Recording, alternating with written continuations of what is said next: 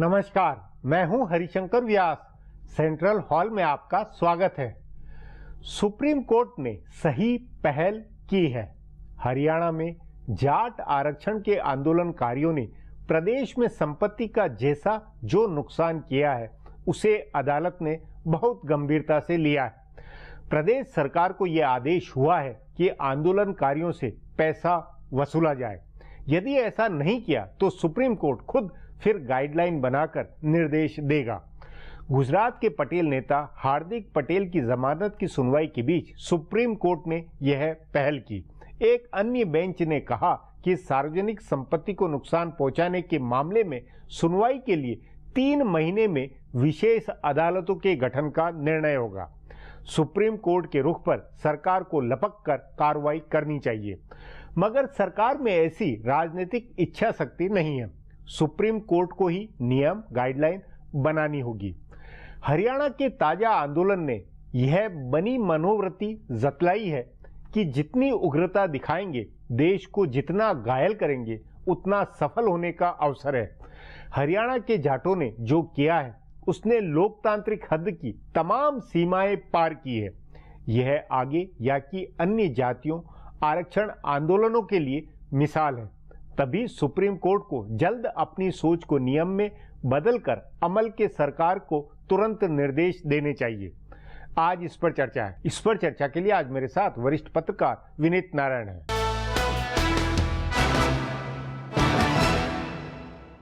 विनीत जी, supreme court ने हरियाणा सरकार से कहा है कि आरक्षण के आंदोलन से जो संपत्ति को नुकसान हुआ है उसकी हर्जाना वसूलने का उन आंदोलनकारियों से किया जाए, इसके नियम बने और कार्रवाई हो। इस पहल का क्या अर्थ है और ये पहल क्या व्यवहारिक लगती है? बिल्कुल व्यवहारिक है व्यास जी। पहले तो पुरानी बात सोचिए, अंग्रेजों के जमाने में अगर कोई गांव का व्यक्ति या कोई परिवार या समूह कोई भी इस तरह का कार्रवाई करता था हिंसात्मक या जिसमें सार्वजनिक संपत्ति का नुकसान होता था, तो अंग्रेज सरकार बहुत कड़े तरीके से डील करती थी। पूरे गांव की गिरफ्तारी हो जाती थी और तब तक नहीं छोड़ते थे जब तक उसका हर्जाना वसूल ना कर ले और उनको बुरी तरीके से प्रताड़ित किया जाता। पुरानी बात है, नई बात करते हैं। दुबई में, सिंगापुर में कानून है। आज अगर आप सार्वजनिक संपत्ति को डैमेज करते हैं तो आपकी जमानत तब तक नहीं होगी जब तक कि आप वो नुकसान की भरपाई नहीं करते। यूरोप में, अमेरिका में भी इस तरह के कानून है। अब यहाँ समस्या ये है कि सार्वजनिक संपत्ति को भी नुकसान करते हैं और निजी संपत्ति को भी करते हैं। हरियाणा में जो डैमेज हुआ है भयावह हुआ है। लोग अखबारों में आए 20,000 करोड़ या कितना, और डैमेज आक्रोश का प्रदर्शन नहीं है, सीधी लूट है, सामान दुकानों से लूट। अच्छा, 84 के दंगों में भी हुआ, दिल्ली में जब सिखों के खिलाफ, और जहां भी सांप्रदायिक दंगे होते हैं या जैसे भी बड़े आंदोलन, जो बड़े आंदोलन होते हैं, किसानों, जब किसान आए थे दिल्ली में जेवीलाल की रैली में, उन्होंने बड़ा तबाही मचाई। ये एक उच्छृंखल किस्म का, एक अनार्किस्ट किस्म का जो एटीट्यूड बढ़ता जा रहा है कि मुझे और आपको ये पता है कि मैं तोड़ दूं, नुकसान कर दूं, लूट लूं, टेलीविजन की दुकान से टीवी उठा लूं, सोने की दुकान सोना लूट लूं, मेरा कुछ नहीं होने वाला है। मेरे नेता मुझे बचा लेंगे, कानून लचर है, पुलिस कुछ कर नहीं पाएगी। सुप्रीम कोर्ट ने बहुत अच्छी पहल की है और इस मामले में सरकार को कानून लाना चाहिए कि अगर कोई भी आंदोलनकारी किसी भी संपत्ति को, प्राइवेट या सरकारी को, किसी भी तरह का डैमेज करता है तो उस संगठन के नेता कार्यकर्ताओं को पकड़ के गिरफ्तार करके बंद कर दिया जाए और उनकी संपत्तियां कुर्क करके डैमेज पर आ जाए। नहीं तो अगर वो नहीं दे सकते तो सारा जीवन जेल काटे। नहीं विनीत जी, ये जो आपने कहा ये कहने में आसान है, लेकिन ये जो माहौल बना वो भी तो इसी की वजह से कि सरकार में राजनीतिक इच्छा शक्ति या राजनीतिक लीडरशिप में इच्छा शक्ति नहीं है। बाकी तो ये काम भी सरकार को करना चाहिए था, सरकार को पहल करनी चाहिए थी। सुप्रीम कोर्ट कर रहा है, इसका मतलब जो असली व्यवस्था की कमी है उसका कोई क्या करेगा? बहुत अच्छी बात आप कह रहे हैं, लेकिन इसमें एक बात ये देखिए कि सरकार के तो कानून आज भी हैं। हाँ, वो तो है कि संपदा को आप अगर रेलवे या इसको करें, कानून अगर नहीं है तो निजी संपत्ति के नुकसान का नहीं है। निजी संपत्ति का तरीका सिर्फ एक ही है कि आप सिविल सूट में जाएं। अब सिविल सूट में आपने कहा कि साहब फलाने संगठन ने मेरी दुकान लूट ली, लड़ते रहिए 20-30 साल तक मुकदमा। तो उसके लिए तो कानून की जरूरत है कि सिविल सूट में भी रिलीफ फौरन मिले। जहां तक बात है विल पावर की, विल पावर वही कि कानून है, पर कानून का राज जो इंप्लीमेंट करना उसका क्या नुस्खा हो, कैसे हो? अगर वो होता तो फिर ऐसा आंदोलन भी नहीं होता, ऐसी लूट भी नहीं होती। ये तो विशियस सर्कल है। ये बिल्कुल आपने कैच 22 सिचुएशन में लाके खड़ा कर दिया व्यास जी। ये ठीक वैसी ही बात है जैसे हर मतदाता चाहता है कि अपराधी को टिकट ना दी जाए, लेकिन दी जा रही है, जीत रहे हैं और निर्माता बन रहे हैं कानून के। इसी तरह से सार्वजनिक संपत्ति को नुकसान करने का काम तो पॉलिटिकल लीडरशिप ही कराती है, उन्हीं के फॉलोअर्स करते हैं।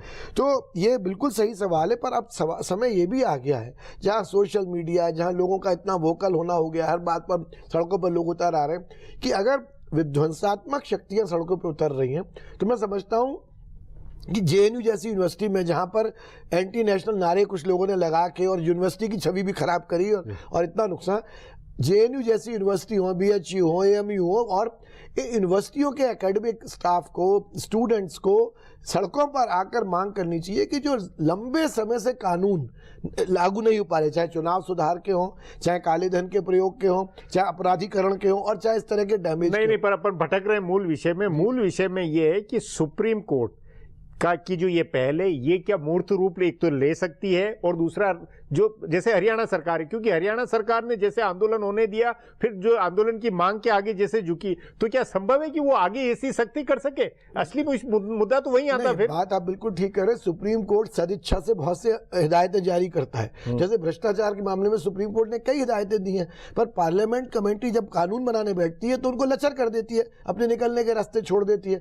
सुप्रीम कोर्ट इस मामले में कितना भी हिदायत देगा, अगर राज्य सरकारें अपनी असहायता, एक मुझे ध्यान है कि बनारस में एक कब्रिस्तान को लेके सुप्रीम कोर्ट का फैसला है कि वो अवैध कब्जा कर रखा है हिंदुओं की भूमि पर आज मेरे ख्याल 4 डिकेड हो गए, 4 दशाब्दी हो गई, और उसको वहां से कब्जा नहीं हटाया गया। तो सुप्रीम कोर्ट के भी ऐसे बहुत सारे आदेश हैं जो आदेश है लेकिन उनका कंटेम्प्ट हो रहा है और कोई उसकी परवाह नहीं कर रहा है। तो ये मानना कि सिर्फ सुप्रीम कोर्ट के इनिशिएटिव, हाँ, लेकिन सुप्रीम कोर्ट ने नहीं, पर सुप्रीम कोर्ट अगर उस हरियाणा सरकार को या अगर कुछ ऐसी कार्रवाई, हालांकि ये संभव नहीं क्योंकि एग्जीक्यूटिव पावर नहीं है उसको, पर क्या कोई और तरीका निकल सकता है? सुप्रीम कोर्ट का इतना कहना और इस इनिशिएटिव को लेना और पुश करना अपने आप में, जैसे दिल्ली में पोल्यूशन को लेके हुआ, अवैध निर्माणों को लेके हुआ, उसमें देखिए कि जो हुआ फिर वो उसमें अरविंद केजरीवाल सरकार ने लपक कर उसको लिया और फिर अपना मुंह कर लिया। ऐसा केंद्र सरकार या हरियाणा सरकार या कोई भी सरकार लपक कर पहल करे, वही मुद्दा तो वहां जाके अटकता है। वही मुख्यमंत्री वही मुद्दा लपक कर लेगा व्यास जी, जिसमें उसको अपना पॉलिटिकल गेम दिखेगा।